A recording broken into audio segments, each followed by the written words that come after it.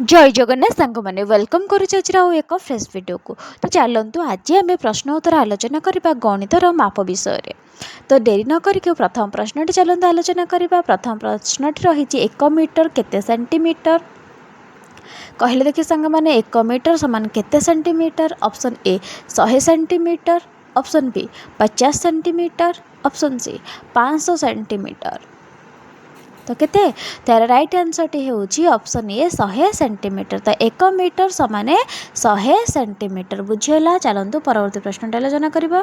2 number प्रश्न होची 1 kilogram समान केते ग्राम।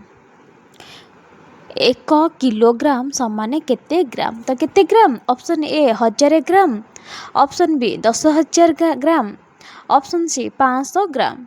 तो राइट आंसर होची केते ना 1000 ग्राम। तो 1 किलोग्राम समान 1000 ग्राम बुझीला।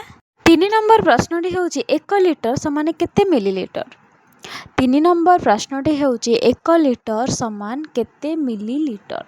तो option A 100 millilitre, option B 1000 millilitre, option C 500 millilitre. तो केते 1 लिटर समान केते ना 1000 मिलीलीटर बुझीला। 1 लिटर समान 1000 मिलीलीटर। 4 नंबर प्रश्न होची 500 मीटर समान केते किलोमीटर। 500 मीटर समान केते किलोमीटर। तो केते kilometre option A 5 kilometre, option B 0.5 kilometre, option C 50 kilometre.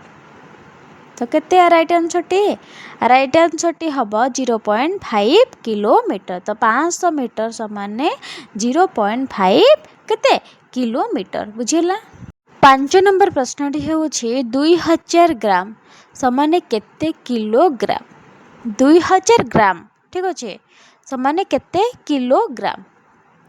तो option A 200, option 2 KG, option B 3 KG, option C 20 KG. तो राइट आंसर टी केते होबो ना ऑप्शन ए 2 केजी। तो 200 ग्राम समान केते किलोग्राम तो 2 केजी बुझीला। तो चलतु परवर्ती प्रश्न आलोचना कर। 2 केजी माने 2 किलोग्राम ठीक अच्छे।